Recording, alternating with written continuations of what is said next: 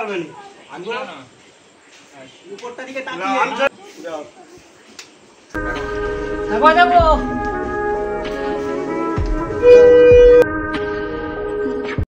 তো বন্ধুরা দেখো অনেকদিন বাদ তোমাদের সাথে একটা ব্লগ শেয়ার করছি। তো সব কিছু তোমাদের সাথে চলছিল। তো এখন তোমরা প্রতিমাটা দেখে নিশ্চয়ই বুঝতে পারছো যে ঠাকুরের পুজো হতে চলেছে, কি হচ্ছে কিছু সব কিছুই তোমরা দেখতে পাবে, কি করি না করি। তো চলো আমি কিছু বলছি না, শুধু তোমরা দেখতে থাকো। আর ভালো লাগলে আমাকে অবশ্যই কমেন্ট করে কিন্তু জানাবে। গুড মর্নিং ফ্রেন্ডস, আর welcome back to my channel. অনেক দিন বাদ তোমাদের সাথে একটা ব্লগ শেয়ার করব। তো আশা করি তোমাদের ব্লগটা খুব ভালো লাগবে। তো এই অনেক দিন তোমাদের সাথে কোনো ব্লগ শেয়ার করা হয়নি। তো দেখো আজকে ব্লগটা একদম অন্যরকম, আমি কিন্তু বলবো না, বললে তোমাদের সারপ্রাইজ যেটা সেটা থাকবে না। তো চলো ব্লগটা তোমরা দেখতে থাকো, আশা করি তোমাদের ভালো লাগবে। তো এখন কটা বাজবে, 7:30 মতন বাজছে। দেখো আমার হাতে কি দেখতে পাচ্ছ, ব্রাশ, সমস্ত কাজ টাজ সেরে এখন ব্রাশ করব। এখন অনেক কিছু কাজ বাকি আছে, এখনও মেয়ে ঘুম থেকে ওঠেনি, সবাইকে মেয়েকে তুলবো। দেখতে পাচ্ছ আমাদের চারিদিকের পরিবেশটা কত সুন্দর। তো চলো বেশি কথা বলছি না, তোমরা ব্লগটা দেখতে থাকো, আশা করি তোমাদের ভালো লাগবে।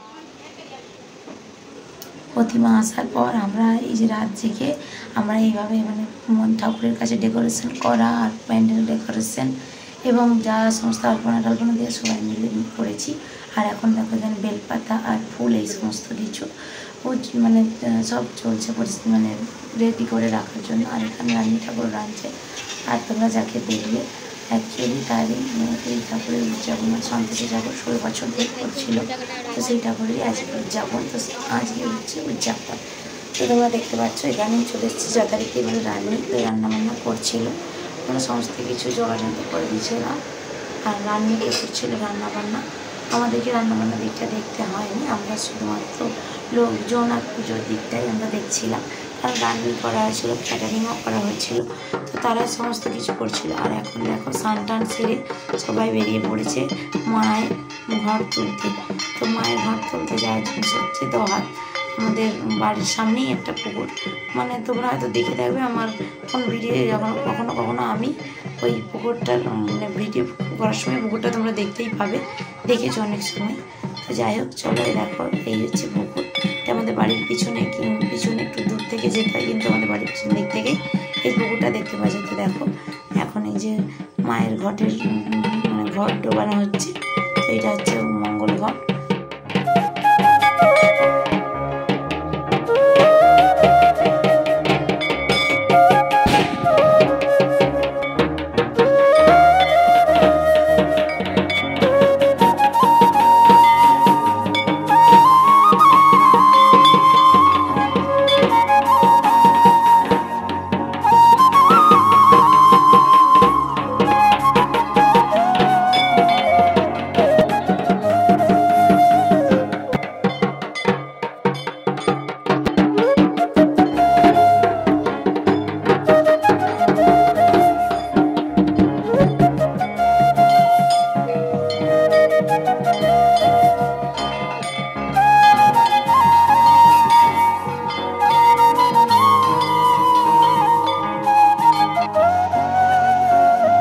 আর ঘর তুলে আনার পর এখানে এবারে পুজোর সমস্ত কিছু উপকরণ আমরা হাতে হাতে বামুন ঠাকুরের হাতে দিচ্ছিলাম। এখন একটু বামুন ঠাকুর জল খাবার খেয়ে নিচ্ছিল, তো তার কারণ পুজো করতে হবে অনেকক্ষণ, বিকেল পর্যন্ত বিকেল হয়ে যাবে, তো সেই জন্য।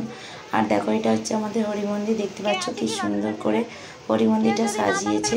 তো এত সুন্দর আগে কখনো এরকম করে সাজানো হয়নি, তো খুব সুন্দরভাবে আমাদের হরি মন্দিরটা সাজানো হয়েছে, তাই তোমাদের সাথে একটু শেয়ার করে নিলাম। তো যাই হোক দেখো এখন কী হচ্ছে বলো তো, এখন অনেক কুটুমজন বাড়িতে এসেছিলো, তো সবাইকে মিষ্টি জল দেওয়া আর একদিকে রান্না বান্না। তো হয়তো অনেকেই জানো যে এই টক জাতীয় খাবার নিষিদ্ধ থাকে, তো সেই জন্য দেখো এখানে এই তরমুজ, পেঁপে, শশা, শাঁকাল এই সমস্ত কিছু, নারকেল নাড়ু, কলাই লাড়ু, লুচি, সুজি, পায়েস এই সমস্ত ঠাকুরের প্রসাদ হয়েছিল।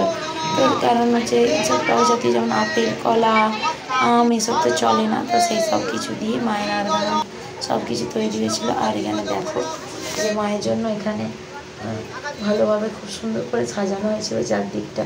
তো পুজোর দিন খুব আনন্দ হয়েছে, আমরা খুব আনন্দ করেছি সবাই মিলে, মাথায় ভর্তি করে পুজো করেছি মায়ের। আর দেখো এখানে সব বাড়ির আত্মীয় স্বজনরা বসে, আর এখানে দেখো রান্নাবান্না হয়ে গেছিলো। আর প্রথম ব্যাচ যেটা বলে, তো প্রথম ব্যাচ বসে গেছিলো। তো ক্যাটারিংয়ের জন্য ক্যাটারিং খাওয়া দাওয়া হচ্ছিলো বলে ক্যাটারিং লোকেরা দিচ্ছিল, তো আমাদের অতটা চাপও ছিল না। তো এসে খাওয়া দাওয়ার সমস্ত নিরামিষই হয়েছিলো, আর বেশিরভাগ সমস্ত বাচ্চাদের নিমন্ত্রণ করা হয়েছিল। তো দেখো খাওয়া দাওয়ার মধ্যে ছিল ভাত, ডাল, রাইস, মটর পনির, আলু পোস্ত, শাকের তরকারি, আর ছিল পায়েস, মিষ্টি, পাঁপড় ভাজা, এসব ছিল। তো সব কিছু নিরামিষ করা হয়েছিল। আর এদিকে খাওয়া দাওয়া একদিকে চলছিল, আর একদিকে হচ্ছিল পুজো। তো এই সময় খাওয়া দাওয়া চলছিল, আর তখনই মায়ের চক্ষুদান হলো। আর চক্ষুদান হওয়ার সময় যেমন গামছা এভাবে ডেকে দিতে হয় আমরা জানি, তার কারণ আমাদের শ্যামা পুজোর সময়ও মায়ের চক্ষুদানের সময় আমাদেরকে এরকম গামছা ডেকে দাঁড়াতে হয় আমরা জানি। তাই জন্য তো সবাই মিলে এখন মায়ের এখানে শাঁখ বাজাচ্ছিল, উলুধ্বনি দিচ্ছিল, যেহেতু মায়ের চক্ষুদান করা হচ্ছিল। আর ওদিকে খাবার ব্যাচও সব বসে গেছিলো, প্রথম ব্যাচ উঠে আবার দ্বিতীয় ব্যাচ বসে গেছিলো।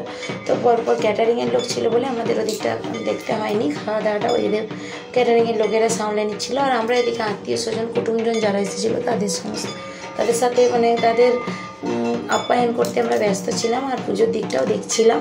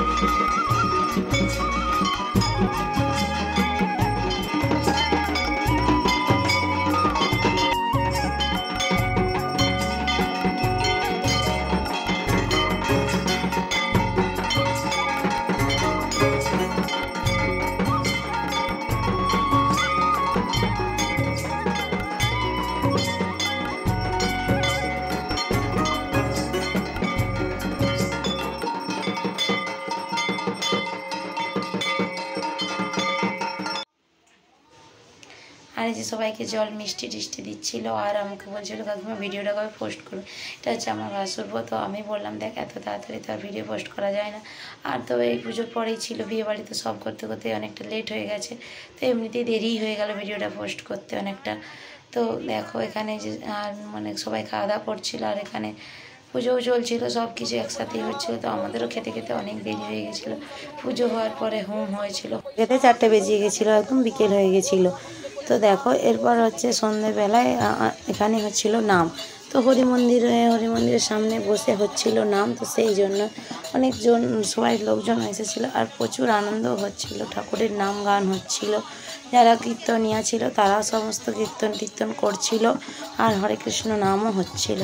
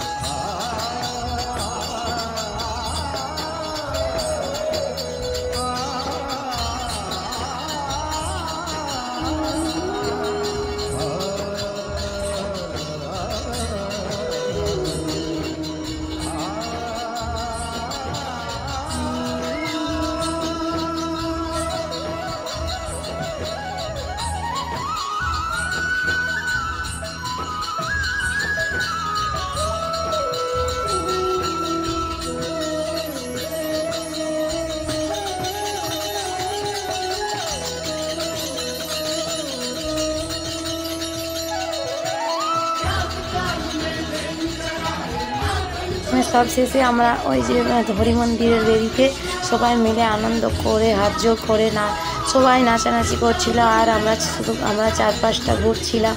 এই করে করে আনন্দ করতে করতে কখন যে সময়গুলো কেটে গেল বুঝতেই পারলাম না। তো এই করে রাতে খাবার সময় হয়ে গেছিলো, তো সব যারা এসেছিলো সবাইকে খেতে টেতে দেওয়ার জন্য সমস্ত কিছু জোগাড় করছিলাম। তো এই ভিডিওটা যদি তোমাদের ভালো লাগে অবশ্যই ভিডিওতে লাইক কমেন্ট করে দিও। তো চলো টাটা, দেখা হচ্ছে নেক্সট ভিডিওতে।